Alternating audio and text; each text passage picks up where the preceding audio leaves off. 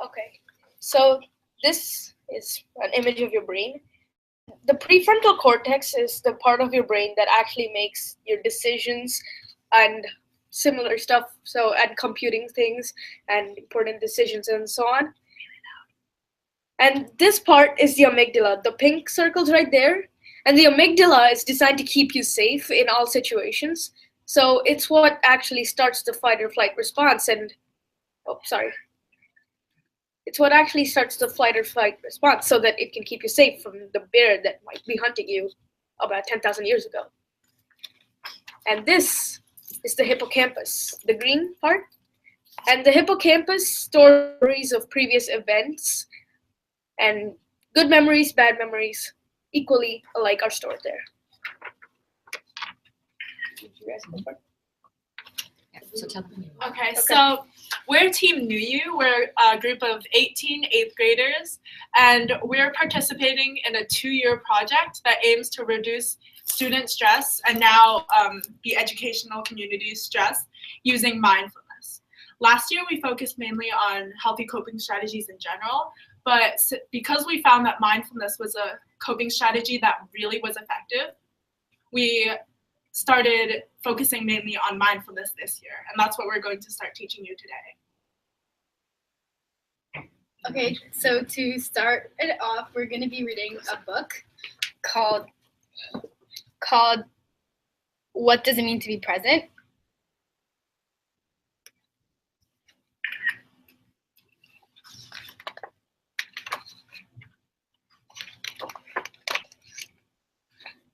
What does it mean to be present?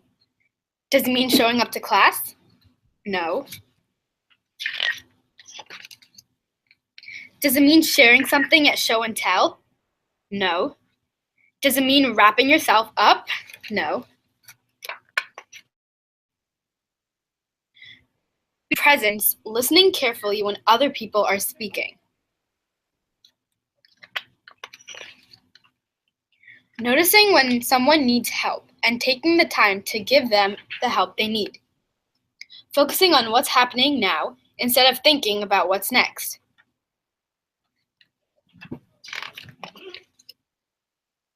Appreciating what you have, even if what someone else has seems better. Waiting patiently for your turn.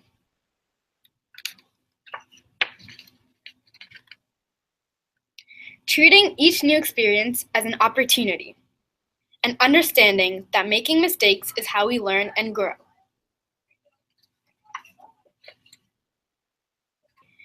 Being grateful for your family and friends and telling them so. Savoring each bite of your delicious food.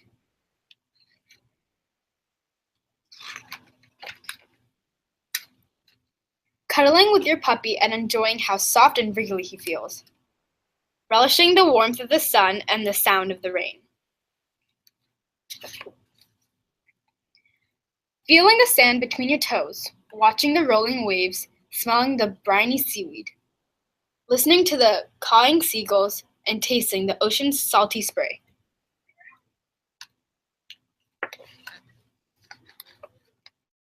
Allowing the rhythm of your breath, in and out, to make you feel peaceful. Closing your eyes and being still enough to hear your inner voice.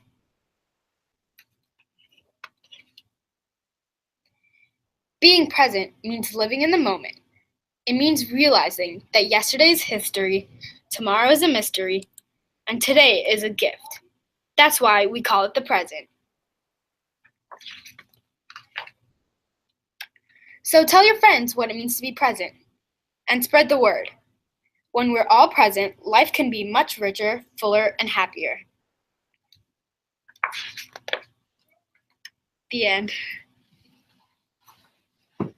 So essentially, being present is what mindfulness is all about. And mindfulness is being in the present moment, facing your life non-judgmentally, and essentially being more peaceful. Okay, now let's do stop. Do you want me to do it? Okay. So we're here today to share with you an informal mindfulness strategy called STOP. And STOP is an acronym. It stands for, the S stands for stop, whatever you're doing, put anything you're doing down. The T stands for take 3 deep breaths and notice what you're doing. The O stands for observe what's happening both inside you and around you. And the P stands for proceed mindfully with whatever you are doing. So this strategy is a good way to calm yourself down in the heat of the present moment. Like when you're having an argument, you can use stop to calm yourself down and prevent yourself from saying something you wouldn't normally say. I know that Ms. Soto and Mr. Voigt were planning to give you something over the weekend or this morning just to think about what does it mean to be present and what does it mean to be mindful. So maybe what you guys can do is think about this after having listened to my kids and my students and reflect on how you could be more present in the moment and how you could share this and some of these different strategies with your friends, maybe at recess or at lunch, and just think about ways that you could stop using the STOP acronym of stopping and taking 3 deep breaths, observing what's going on around you, and proceeding or moving on mindfully, because a lot of the time we have these freak out moments and you're not alone. This happens to us all.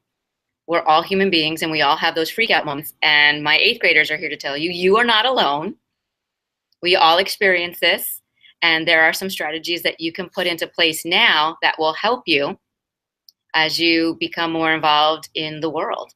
And they have one last thing of a glitter jar that they want to share with you, because this is a cool way to just let all of your thoughts settle down if you just take a couple moments. So here's our glitter jar. Let's move it closer. So this is a glitter jar, and as you can see, it's basically just a jar full of water and glitter. And not only is it nice to look at, it's fun to shake, but you can use this as a mindfulness strategy.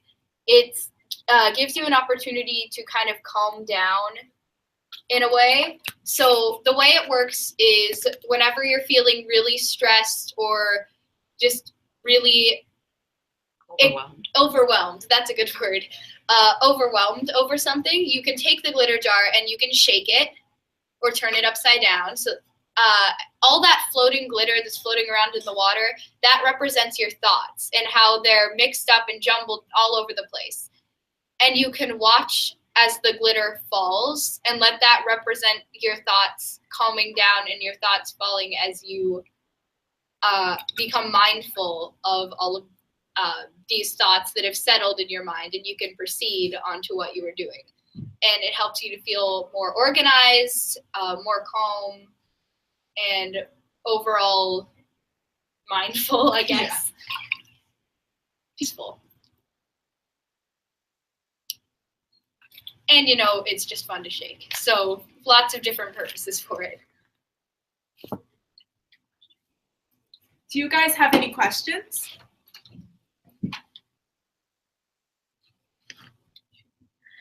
All right. We see in the chat box that you would love to join us again. So they're working on making this a Monday thing where they can connect with students and just share out the link, right? Mm-hmm. But if you have questions now or during the course of the week, you can always email us and we will answer them the next time we hang out or as we get them if they're coming through. Does that sound good? Yep. Okay. Bye. Thank you. Bye-bye.